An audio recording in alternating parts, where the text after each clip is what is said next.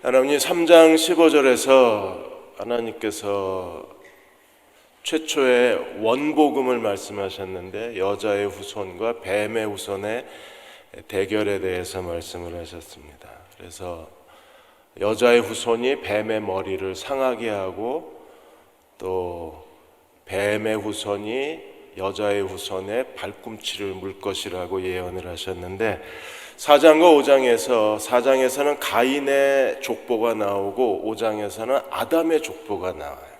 이 두 개의 족보는 마치 여인의 후손 그리고 뱀의 후손의 상징성인 것처럼 보입니다.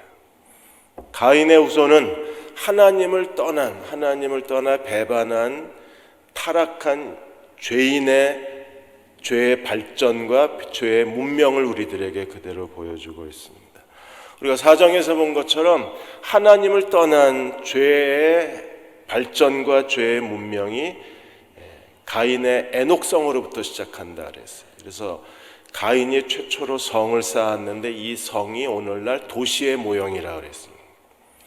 인류의 발전과 인류의 문화는 이 도시로부터 시작합니다. 그래서 거대한 도시가 세워지고 이 도시가 인류의 모든 문화와 물질 문명의 하나의 기반이 되는 거예요.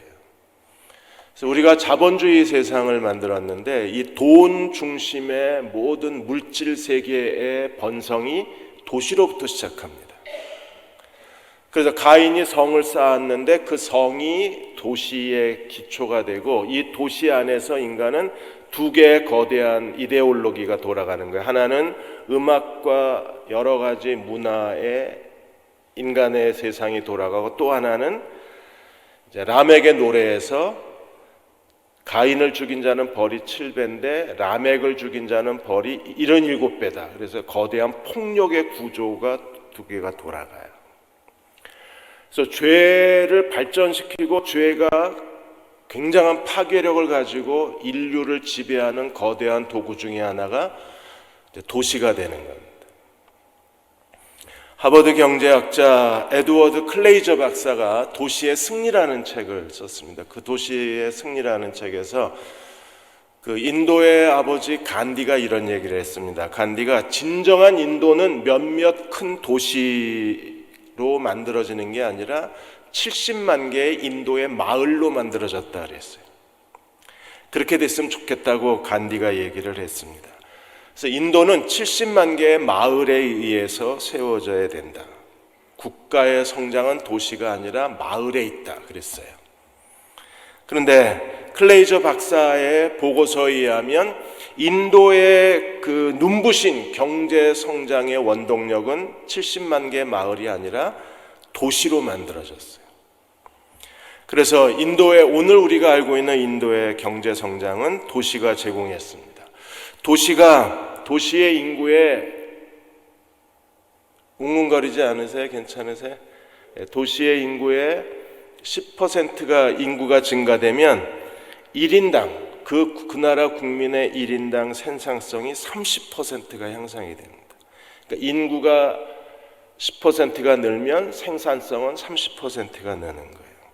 왜 그러냐 하면 도시는 많은 사람들이 밀집되어져 있기 때문에 어느 하나의 똑똑한 아이디어가 또 다른 아이디어를 불러일으키면서 집단 지성을 폭발시키는 게 도시의 매력이라고 했습니다. 우리가 잘 아는 것처럼 피렌체의 르네상스, 영국의 버밍엄과 맨체스터의 산업혁명, 20세기 말에 뉴욕의 금융업의 폭발, 이런 집단 지성의 빅뱅이 인류의 문명에 새로운 시대를 열어놓았던 거예요. 그래서 인구 100만 명이 넘는 메트로폴리탄의 대도시가 생겨나면 이런 메트로폴리탄의 대도시는 미국의 다른 도시에 비해서 생산성이 무려 50%가 더 높습니다.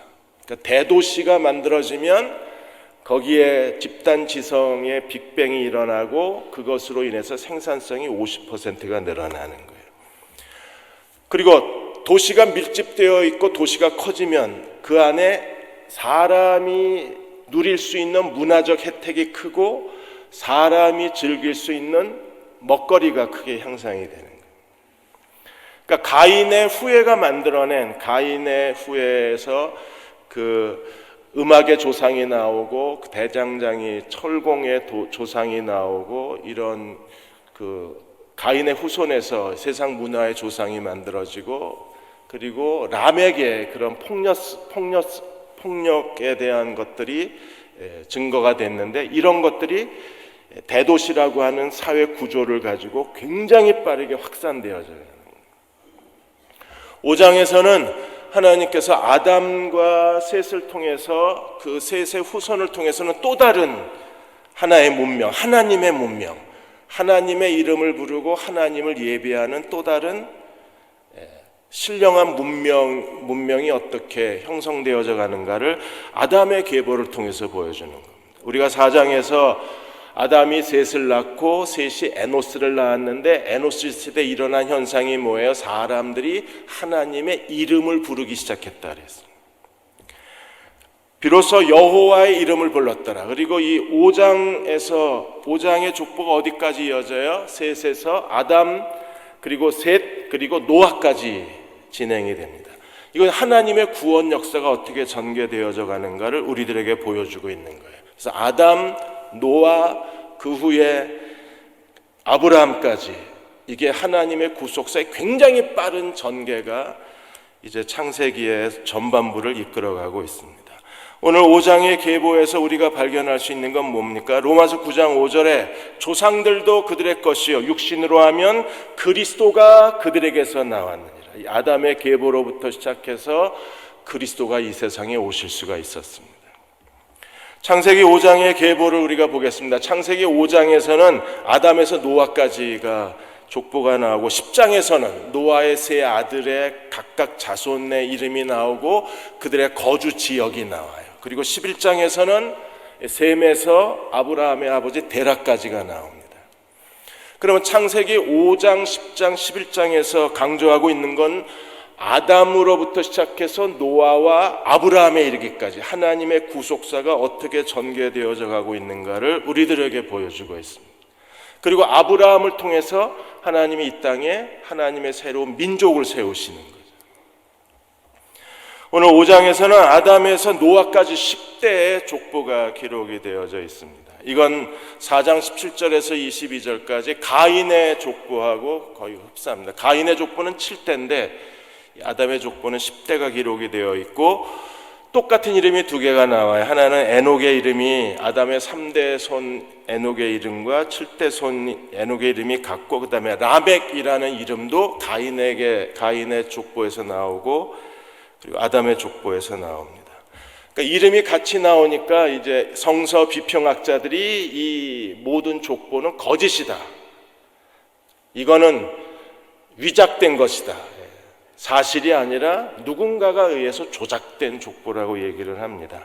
또 이름이 비슷한 게 많습니다. 가인의 계보에서 이랏이라는 이름이 아담의 계보에서는 야랏이라고 나오고, 그 다음에 가인의 계보에서 무후야엘이라는 이름이 아담의 계보에서 마할랄렛이라는 이름으로 나와요. 그리고 가인의 계보에서는 무두사엘이라는 이름이 아담의 계보에서는 무두셀라로 나옵니다. 그리고 에녹이라는 이름이 에노스라는 이름으로 나와요. 이게 모음은 똑같고 자음만 달라요. 그래서 성서 비평학자들이 이 가인의 족보에서 아담의 족보를 베꼈든지, 아담의 족보에서 가인의 족보를 베꼈든지, 어느 하나는 가짜요, 어느 하나는 우리가 신뢰할 수 없다, 이렇게 얘기합니다. 그런데 우리가 추측할 수 있는 것은요, 여러분, 경호라는 이름은 KBS 기자도 있고요, 문화일보 기자도 경호가 있고, 교도소에 계신 분도 경호가 있어요. 그러니까 동시대에 살았던 사람들 중에 비슷한 이름은 얼마든지 있을 수 있는 겁니다. 무엇보다 더 중요한 게 무엇입니까? 이 계보에 나와 있는 사람들은 장자가 아닙니다. 일부 장자도 있지만 하나님이 셋으로부터 시작해서 여호와의 이름을 불렀더라 하나님의 신앙을 전통적으로 이어져 갔던 대표자들의 이름으로 구성이 되어져 있어요.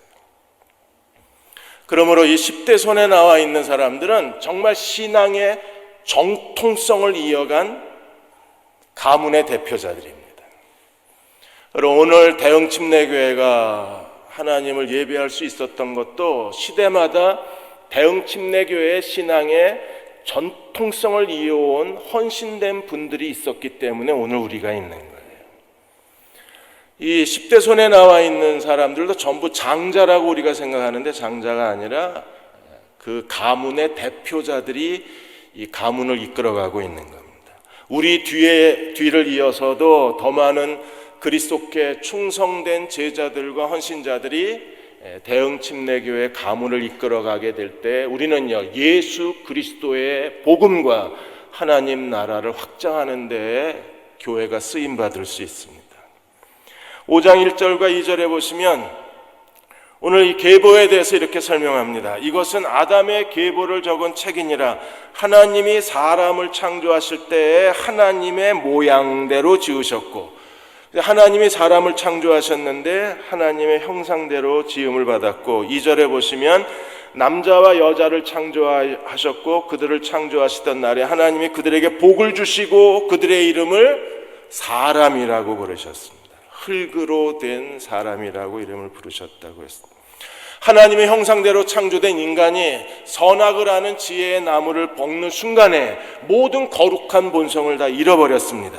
그리고 가인의 우리에게 보여준 것처럼 하나님의 거룩한 본성을 다 잃어버리고 의로운 본성을 잃어버리고 죄의 본성에 사로잡히게 됩니다. 가인을 통해서 하나님의 창조의 섭리가 다 깨져버렸습니다. 먼저 가인은요, 동생을 돌로 쳐 죽였습니다. 하나님께 드리는 예배를 실패하고 동생을 돌로 쳐 죽이고, 그 다음에 에녹성이라는 하나님이 땅을 유리하고 방황하라고 그랬는데 가인은 성을 쌓고 그 성에 거주를 해서 하나님의 저주를 스스로 어겨버립니다. 그리고 라멕이 일부 다처를 그 두 아내를 둘 얻음으로 인해서 하나님의 창조의 섭리도 다 깨트려 버립니다. 그리고 하나님 없는 거대한 세상을 가인의 후예들이 만들어내기를 시작을 합니다. 그러나 하나님은 어떻게 하셨어요? 최초의 인간은 어떤 인간이었습니까? 죽이고 서로 빼앗는 그런 폭력과 살인의 인간관계가 아니라 하나님이 처음 창조하신 인간은 하나님이 무엇을 주셨어요? 2절에 보시면 하나님이 그들에게 복을 주셨다 그랬습니다. 그러므로 인간 창조의 근본 중에 하나님의 복이 있어요. 하나님의 아브라함을 선택하시면서 창세기 12장 1절에 3절까지 하나님이 아브라함에게 뭐라고 말씀하셨습니까? 너는 복의 근원이 되라, 복의 통로가 되라. 그리고 에베소 1장 3절에 보시면 하나님이 예수 그리스도로 말미암아 우리를 구원하셨을 때 하나님이 우리에게 무엇을 주시고 구원하셨습니까? 하늘과 땅에 속한 모든 신령한 복을 주시며 우리를 구원하셨어요. 그러므로 오늘 우리는 이 하나님의 잃어버린 하나님의 복을 다시 되찾는 것이 인간 창조의 자리로 돌아가는 거예요. 인간 본래의 모습을 되찾는 겁니다. 우리가 어떻게 이 복을 누릴 수 있을까요? 마태복음 6장 33절에 보시면 너희는 먼저 그의 나라와 그의 의를 구하라. 그리하면 이 모든 것을 너희에게 더하여 주시리라. 우리가 하나님의 나라와 그 의를 구하는 사람으로 살 수만 있다면 우리는요, 하나님이 처음 창조하셨을 때 하나님이 복 주신 인간상을 다시 회복해낼 수 있는 거예요. 여러분이 이 시대에 살면서 하나님이 최초의 복 주셨던 그 하나님의 창조하신 사람으로 사시기를 축원합니다. 그게 구원받은 사람들이 하나님의 복의 근원이 되고 하나님의 복의 통로가 되는 그 이유가 바로 여기에 있는 거예요. 우리가 아브라함처럼 믿음의 후손이 되었다면 아브라함처럼 복의 근원으로 살아야 하는 이유가 바로 창조의 목적이 하나님의 복에 있어서 그렇습니다. 본죽의 최복이 대표께서 이번에 크리스찬 투데이지하고 인터뷰를 했습니다. 이분이 무릎 경영이라는 책을 쓰시고 이제 인터뷰를 하신 것 같아요. 화장품 대리점을 하다가 IMF가 터지고 도산하고 신용 불량자가 되어서 남편이 길거리에서 호떡 장사를 하는 모습을 보고 이분이 정신병원에 치료를 받습니다. 그러다가 요리학원에 보조로 들어가서 거기서 일을 하는데 그나마 요리학원 보조 일자리도 오래가지 못하고 잘려요. 내일부터 나오지 말라는 그 통고를 받습니다. 그 자리에서 주저앉았는데 그 고난의 수령이 자기 그 깊은 좌절감이 하나님의 전환점이 된 거예요. 그렇게 좌절하는 아내를 보고 남편이 건넨 말이 죽집을 하나 작게 시작하라고. 그래서 남편의 권유를 가지고 시작한 죽집이 지금 본죽이 되고 본죽 미션 월드가 된 겁니다. 기도 중에 그 죽집을 이름을 지어야 되는데 기도 중에 하나님이 마음속에 떠오르게 하신 게 이제 본이라는, 다시 태어난다는 본도 되고 하나님이 기본이라는 본이라는 뜻의 본죽이라는 이름을 주셨고, 지금 매상의 70% 80%에 올리는 15가지 죽 아이템을 전부 이 최복이 대표는 하나님의 선물이라고 대답을 합니다. 후미진 골목 2층에 죽집을 차렸는데 손님 2층까지 누가 올라와요 죽 먹으러? 그래서 손님이 올 때마다 정말 주님을 대하는 마음으로 열심히 그 사람들을 잘 섬기셨답니다. 그래서 입소문이 나가지고 이제 가맹점이 늘어나기를 시작을 했는데, 이제 성장 과정에서 수차례 어려움을 겪었죠. 이번에도 크게 이제 공정거래위원회에 고발을 당해서 이번에 벌금 되게 크게 맞으셨던 것 같아요. 이제 가맹점 문제가 불거지면서 언론에 보도가 돼서 한바탕 큰 위기를 겪었고, 이번에는 그 본죽에서 특허를 낸 게 아닌데 특허도 없으면서 특허처럼 과장 광고를 해서 공정거래위원회에 이번에 걸렸어요.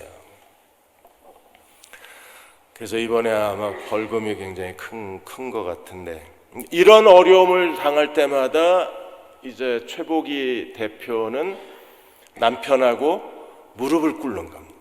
물론 당연히 자신들의 잘못을 크게 회개하고 하나님 앞에 철저하게 회개하고 무릎을 꿇는 거예요. 그래서 본 미션 월드가 하나님의 복의 통로로 쓰임받기를 원하고 성경적 가치를 이 세상에 회복하기를 원하는 게 이분들의 하나님이 주신 사명이라 그랬습니다. 그러니까 이분들은 어떻게든지, 물론 실수도 있고 잘못도 있습니다. 사람이 완벽하지 않으니까 그 실수를 변명하고 나가면 장래성이 없지만 실수와 잘못을 인정하고 회개하고 나가면 장래성은 있는 거잖아요. 그리고 더 중요한 게 하나님이 이 본죽을 통해서 무엇을 하기를 원하는가를 알고 그 하나님의 비전에 헌신한다는 게 참 중요하잖아요. 그러니까 오늘 하나님이 찾으시는 사람도 하나님이 사람을 창조하셨을 때에 복을 주셨다는 사실을 알고 우리도 아브라함처럼 복의 통로가 되고 복의 근원이 되는 사람이 하나님께 합당한 사람이 되는 거예요. 그게 말씀이든지 섬김이든지 어떤 재능이든지 우리가 서 있는 그곳에서 또 다른 사람들에게 하나님의 복이 되어야만 합니다. 3절에서 5절까지 이제 셋이 태어납니다. 3절에 아담이 130세에 자기의 모양 곧 자기의 형상과 같은 아들을 낳아 이름을 셋이라 하였고, 셋을 낳은 다음에 몇 년을 살았어요? 800년을 살았습니다. 800년 동안에 셋 하나만 낳은 것처럼 묘사가 돼 있잖아요. 그리고 나서 아담이 몇 세에 죽었습니까? 930세에 죽습니다. 그러니까 하나님이 행하시는 일들을 보면 하나님께서 그 사람의 신앙의 대물림을 할 수 있는, 그러니까 아담에게는 누구였어요? 자기의 모양, 자기의 형상과 같은 아들이 셋이었었어요. 그리고 800년을 더 살고 930세를 삽니다. 오늘 5장에 나와 있는 사람들이 거의 다 900년을 삽니다. 그래서 그 8절에 보시면 셋도 912세를 살고, 9절에 에노스도 905년을 살고 굉장히 장수의 복을 누리게 됩니다. 그러니까 평균 800년에서 900년을 살아요. 60년 산 것도 지금 지루한데 얼마나 더 살아야 되나 힘이 든데 900년씩 삽니다. 하나님이 신명기에 약속하신 축복 중에 하나가 뭐예요? 우리가 하나님을 경외하고 순종하면 하나님이 주시겠다고 약속하신 게 뭐였어요? 오래 사는 복입니다. 오래 사는. 구약에 이미 하나님이 입증을 하셨었잖아요. 그러다가 이렇게 800년, 900년씩 살다가 나중에 창세기 6장 3절에 보시면 하나님이 인류의 죄악의 관영됨을 보시고 하나님께서 수명을 확 줄였어요. 그래서 6장 3절에 몇 년으로 줄였습니까? 120년으로 줄였어요. 조선시대 때만 해도 남자 평균 수명이 40세에서 45세였었어요. 근데 지금 다시 이제 120세 시대가 시작이 됐습니다. 축하드립니다. 창세기 6장에 하나님의 예언하신 시대에 우리가 살고 있는 거예요. 6절에서 20절까지는 홍수 심판 이전에 중요한 5명의 사람들, 셋, 에노스, 게난, 마할랄렐, 야렛의 이름이 나오는데 전부 이 사람들이 누군지 몰라요. 이 사람들 이름만 우리가 알고 있는 겁니다. 이 사람들이 누군지 몰라도 이 사람들은 아담의 계보에 자기 이름을 남겨놓은 사람들이고, 이 사람들이 한 일이 무엇입니까? 우리는 에노스라는 사람이 어떤 음악을 좋아하는지, 어떤 옷을 즐겨 입었는지, 그가 살고 있는 집이 연립주택인지 아파트인지 단독주택인지 아니면 조립식 주택인지 모릅니다. 그 사람이 소설책을 좋아했는지, 그 사람이 SF 공상소설을 좋아했는지 잘 모릅니다. 그 사람이 TV 뉴스를 봤는지, 다큐멘터리를 좋아했는지, 아니면 EBS 다큐를 좋아했는지 우리는 전혀 알지를 못합니다. 여기 족보에 나와 있는 사람들이 한 가지 한 일이 뭐예요? 누구를 낳았고 죽었다는 것밖에 없습니다. 몇 살 때 누구를 낳았고 몇 살에 죽었다. 이게 여기 아담의 계보에 나와 있는 사람들의 유일한 기록이 누구를 몇 살에 낳고 몇 년을 살고 애들을 낳다가 몇 년에 죽었다는 것밖에 없어요. 우리는 이 사람들에 대해서 마할랄렐이 어떤 사람인지, 게난이 어떤 사람인지, 그 사람이 그 정장을 좋아했는지 아니면 캐주얼 복장을 좋아했는지, 머리가 길었는지 머리가 짧았는지, 얼굴이 저처럼 컸는지 아니면 얼굴이 정말 송승헌처럼 작았는지, 저처럼 손이 도둑놈 손이었는지 아니면 손이 작고 여성스러운지 아무것도 우리는 알지 못합니다. 단 한 가지 성경이 기록해 놓은 건 뭐예요? 누구를 낳았다는 것밖에 없어요. 언젠가 우리가 다 죽어요. 그런데 아무도 우리가 누군지를 기억하지 못할 겁니다. 그러나 여러분의 자녀는 여러분이 어떤 사람이었는가를 보여주는 거룩한 하나님의 유산이 되는 거예요. 우리가 자녀들에 대해서 최선을 다해야 되는 이유가 여기 있습니다. 우리는 자녀들에게 5장 1절에 있는 것처럼 하나님의 형상을 남겨놓아야 하고, 그 다음에 5장 2절에 있는 것처럼 그들이 하나님의 복을 계승하는 사람으로 세우는 데 부모는 온 힘을 다 기울여야 합니다. 왜? 모든 게 다 사라져도 내게 남아있는 유일한 하나는요, 자녀만 남기 때문에. 이번에 때를 같이 해서 2명의 여자들이 다 송환이 됐습니다. 유병원 전 세목으로 회장의 딸 유섬나 씨가 이번에 프랑스에서 들어오게 되었고 강제 송환되는 거죠. 그 다음에 최순실 딸 정유라도 강제 송환이 됐습니다. 정유라는 정말 철부지 20대처럼 행동을 하잖아요. TV 화면에 인터뷰하는 장면을 보면서 참 마음이 아팠습니다. 그리고 모든 잘못은 다 엄마가 했다고 그렇게 엄마 최순실한테 다 밀어놓잖아요. 이 사람들은 남은 생애를 어떻게 살아갈까? 얼마나 부끄럽고 얼마나 한심하고 얼마나 힘들까라는 생각을 했습니다. 그러니까 우리가 자녀들의 인생에서 하나님의 형상, 하나님의 복을 남겨놓는 부모가 돼야 돼요. 모든 하나님의 구속사의 계보에서 유일한 기록이 누구를 낳았다 밖에 없기 때문에, 그렇다면 우리 인생에서도 하나님의 모든 기록을 다 삭제하고 남겨놓는 하나의 기록이 있다면 누구를 낳았다는 기록밖에 없을 거잖아요. 21절에서 24절까지 이제 아담의 계보의 7번째 사람 에녹에 대해서 나와요. 에녹은 어떤 사람이었나요? 21절에 보시면 에녹은 65세에 무두셀라를 낳았고 무두셀라를 낳은 후 300년을 하나님과 동행하며 자녀를 낳았더라. 그리고 365세를 살았습니다. 1년은 며칠이에요? 365일입니다. 근데 에녹이 몇 년을 살았어요? 365년을 살았습니다. 그리고 24절에 에녹이 하나님과 동행하더니 하나님이 그를 데려가심으로 세상에 있지 아니하더라. 하나님이 데려가신 사람이 두 사람이 있습니다. 에녹과 그 다음에 엘리야. 그래서 하나님의 존전에 끌려 올라간다는 것처럼 우리에게 영광스러운 일은 없을 거예요. 에녹은 아담의 계보에서 가장 짧은 인생을 살았습니다. 다 800년, 900년을 살았는데 에녹만 365년을 살았습니다. 그러니까 가장 짧게 산 에녹이 가장 길게 산 아들을 낳았습니다. 누굴 낳아요? 무두셀라를 낳았습니다. 그러니까 가장 짧게 산 사람이 가장 긴 인생을 산 사람을 낳은 거예요. 에녹은 하나님과 동행했다는 말이 두 번 나옵니다. 22절에 하나님과 동행했다, 24절에 하나님과 동행했다 그랬습니다. 그럼 하나님과 동행한 거하고 하나님 앞에서 행한 거하고는 달라요.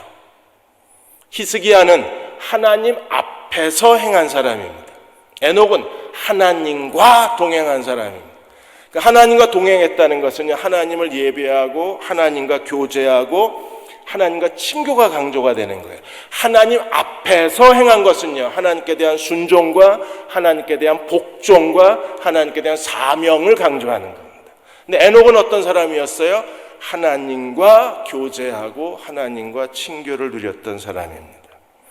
히브리서 11장 5절에 에녹에 대해서 이렇게 말합니다. 믿음으로 에녹은 죽음을 보지 않고 옮겨졌으니 하나님이 그를 옮기심으로 다시 보이지 아니하였느니라. 그가 옮겨지기 전에 어떤 사람으로 증거를 받았습니까? 하나님을 기쁘시게 하는 자라는 인정을 받았다. 하나님을 기쁘시게 한 사람이 하나님과 동행하는 사람입니다. 여러분 6월달도 하나님을 기쁘시게 하는 사람이 되십시오. 그들이 하나님과 동행하는 사람들입니다. 그리고 언젠가 그리스도가 다시 오실 때 우리가 만일에 그때까지 살아남으면 우리도 공중에 끌어올림을 당하는 사람이 될 수 있는 거예요. 중국의 IT 업계에서 최고의 부자가 마윈 회장입니다. 이 마윈 회장은 영어 강사였던 사람이 돈 2,000불을 들고 IT 업계에 아마존 같은 그 인터넷 매장을 열은 거예요. 그래서 지금 중국의 가장 큰 부자 중에 한 사람입니다. 이 마윈 회장의 독특한 그 경영 모습이 있는데 어떤 아이디어를 내놓고 10명 중 9명이 찬송하면 그 아이디어를 버려버립니다. 그리고 아이디어를 내놨는데 10명 중 10사람이 다 반대하면 기어이 그걸 설득하고 사람들을 매수해서 그 아이디어를 실현시킵니다. 사람들이 찬성하는 아이디어는 누구나 쉽게 동의할 수 있는 아이디어는 쓸모없다고 생각하는 거예요. 사람들이 다 반대를 하면 그건 정말 해볼 만한 가치가 있는 일 중에 하나입니다. 최근에 마윈이 한 일이 무엇입니까? 동네마다 인터넷 반장을 하나 세워요. 시골 동네에다가. 그래서 그 청년이 인터넷 반장이 되어서 그 청년이 마을 노인들을 대신해서 그 알리바바 인터넷 사이트에 들어가서 물건을 구입해주고 그 물건을 자기가 받아다가 노인에게 다시 배달해주고. 그래서 각 시골 마을에 인터넷 할 줄 모르는 노인들을 대상으로 해서 거기에 청년 담당자를 하나 세운, 이게 빅히트를 친 겁니다. 이게 처음 시작할 때 사람들이 전부 반대를 했습니다. 아무도 그 아이디어가 실현될 거라고 생각하지 않고 다 반대를 했는데 이게 그냥 농촌을 완전히 바꿔놓는 거예요. 농촌에 있는 할아버지, 인터넷을 모르는 사람들에게도 인터넷 세상을 열어준 게 마윈의 전략입니다. 이 사람이 이 영어 강사였던 사람이 IT 쪽에 그런 온라인 쇼핑몰을 열었을 때 아무도 그가 성공할 거라고 생각한 사람이 없는데 그런 남들이 반대할 때 오히려 도전의식을 느끼고 반대하는 사람들을 자기가 결국에 그 일을 성취함으로 그들을 자기 의견에 동조하게 만드는 데에서 자기는 쾌감을 느낀대요. 하나님을 기쁘시게 하는 사람들은 그런 사람들인 거예요. 뭔가 다 알고 누구나 다 할 수 있는 게 아니라 정말 하나님의 복음의 회복과 그리고 하나님 나라의 개혁과 그리고 정말 하나님의 뜻을 이 땅에 실현하기 위해서 모두가 반대할지라도 그게 하나님 뜻이면 그걸 실현해낼 수 있는 사람들이 그 사람들이 하나님을 기쁘시게 하는 사람들이에요. 10명이면 10명이 그거 해보면 좋겠네라고 동의하는 건 어떤 도전이 없잖아요. 다 안 된다고 말하는데 하나님이 그거에 대한 감동을 우리에게 주셔서 그게 하나님 뜻이면 그 반대를 뚫고 하나님 앞에 무릎을 꿇고 하나님을 의지하고 그걸 성취해낼 수 있어야 그게 하나님과 동행하는 거거든요. 제가 정말 하나님 앞에 답답하고 힘든 것 중에 하나가 아직 하나님 결제가 안 나오는 거예요. 좀 바쁘신가 봐. 제가 플랜 A, 플랜 B, 플랜 C까지 하나님께 드리고 빨리 결제해 주세요. 그런데 아직 결제가 안 나요. 하나님이 또 다른 계획이 있는지는 잘 모르겠습니다. 매일 기도하면서 정말 몸부림치는 게 하나님이 예스만 해주시면 어떻게든 하다가 중단하더라도 시작은 해보겠습니다. 계속 기도인데 아직 하나님 때가 안 됐는지 계속 기다리고 있는 중입니다. 그러니까 에녹은 300년이라는 짧은 인생을 살았지만 순식간에 사라져버렸어요. 왜요? 하나님과 동행함으로 하나님이 데려가 버리셨습니다. 그게 정말 멋진 인생 아닌가요? 남들보다 3분의 1 인생밖에 못 살았지만 그러나 에녹은 진짜 멋진 인생을 살 수 있었습니다. 그렇게 살 수 있었던 계기가 어디 있나요? 25절에서 27절까지 무두셀라 때문에 그렇습니다. 무두셀라를 낳고 하나님과 동행하기를 시작을 했어요. 아담으로부터 노아의 홍수까지 시간이 얼마나 걸렸을까? 세 가지 학설이 있습니다. 하나는 맛소라 본문 또는 맛소라 사본이라고 그러는데 마소라 본문에 의하면 1656년이 걸렸을 것이라 10대 그 아담의 10대를 지나가면서 사마리아 오경에서는 약 1307년이 지나갔을 것으로 보고 그 다음에 70인역 그 성경을 번역한 70인역에서는 약 2262년이 걸렸을 것으로 추정을 합니다. 근데 맛소라 사본에 재미있는 게 있어요. 무두셀라의 이름의 뜻을 그가 죽으면 오리라, 이게 무두셀라 이름의 뜻입니다. 실제로 무두셀라가 죽던 해에 노아의 대홍수의 심판이 일어났어요. 그러니까 심판이 그가 죽으면 오리라, 무두셀라가 죽던 해에 하나님의 홍수의 심판이 오리라는 예언이 그대로 이루어졌다고 해석하는 게 맛소라 사본의 해석입니다. 사마리아 오경에서 70인역에서는 이 무드셀라가 노아 홍수 6년 전에 죽었다고 해석을 해요. 근데 저희는 아마 맛소라 사본이 가장 정확하지 않을까 싶습니다. 왜냐하면 유다서 때문에 그래요. 유다서 14절 15절에 보시면 세 번역에 이렇게 번역을 했습니다. 이런 사람들을 두고 아담의 7대손 에녹은 이렇게 예언을 했습니다. 보아라, 주께서 수만 명이나 되는 거룩한 천사들을 거느리고 오셨으나 이것은 모든 사람을 심판하시고 모든 불경건한 자들이 저지른 온갖 불경건한 행실과 또 불경건한 죄인들이 주님을 거스려 말한 모든 거친 말을 들추어내어서 그들을 정죄하시려고 하시는 것이라, 그들을 심판하려 하심이라. 그러니까 에녹을 통해서 하나님이 모든 경건치 않은 사람들을 심판하시겠다. 어떻게 에녹이 이걸 예언했어요? 무두셀라를 통해서 하나님이 그가 죽으면 하나님이 심판하실 것이라는 예언을 찾았다는 것. 그러므로 무두셀라가 태어나고 하나님의 예언이 임하자 그때부터 에녹은요 하나님과 300년을 동행하기를 시작한 겁니다. 오늘 우리도 언젠가 하나님이 다시 오셔서 이 세상을 심판하실 것이라는 심판의 예언에 귀를 열고 하나님의 심판을 깨달은 사람들은 이 시대에 에녹처럼 하나님과 동행할 수밖에 없습니다. 마지막으로 28절에서 32절까지 노아의 출생에 대해서 나와요.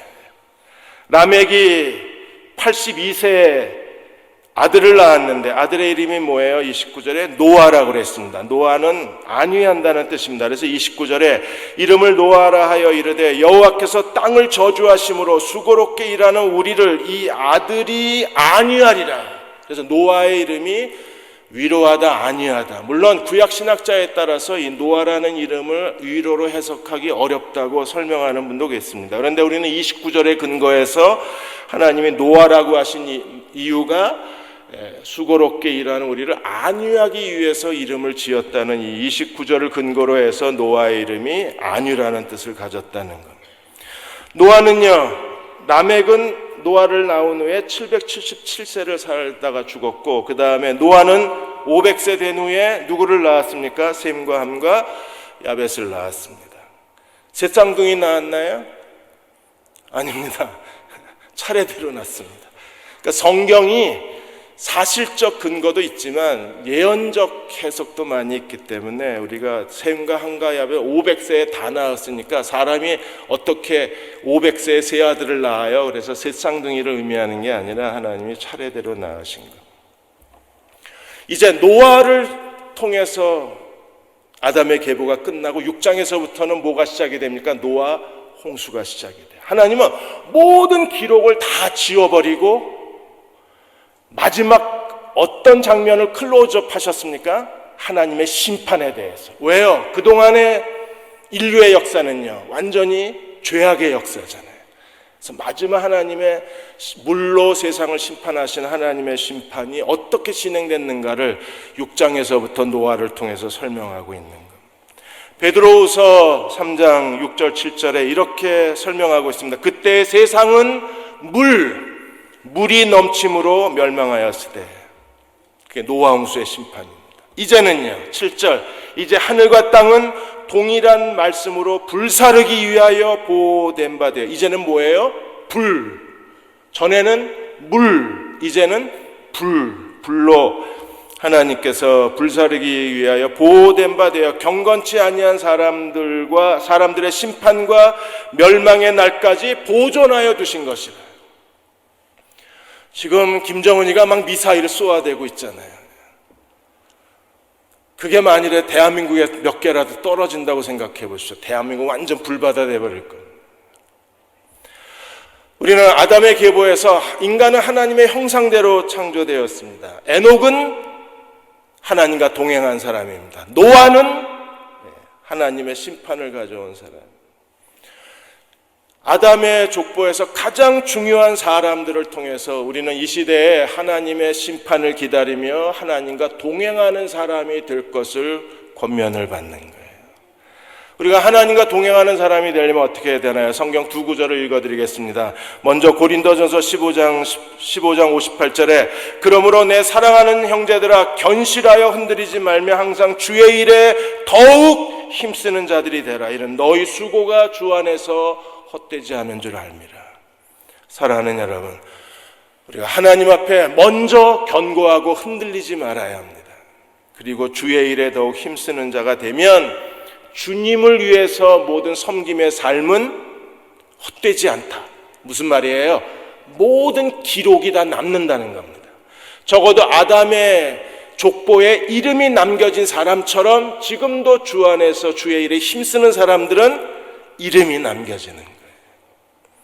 베드로후서 3장 11절 12절에서 전반부에서 이 모든 것이 이렇게 풀어지리니 너희가 어떠한 사람이 되어야 마땅하냐? 거룩한 행실과 경건함으로 하나님의 날이 임하기를 바라보고 간절히 사모하라. 어떤 사람이 되어야 돼요? 거룩한 행실과 경건함으로 하나님의 나라가 임하기를 바라보고 간절히 사모해야 합니다. 우리는 주의 일에 힘쓰는 사람이 되어야 되고 마땅히 경건하고 거룩한 사람으로 살기를 온 힘을 다 기울여야 합니다.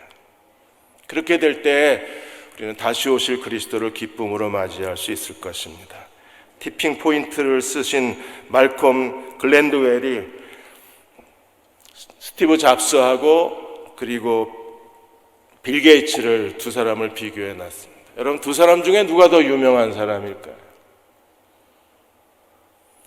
스티브 잡스는 굉장히 창의적인 사람입니다. 그 사람은 이 스마트폰을 만들어내므로 인류의 삶을 바꾼 사람입니다. 그런데 말콤 글랜드웰은 이렇게 말합니다.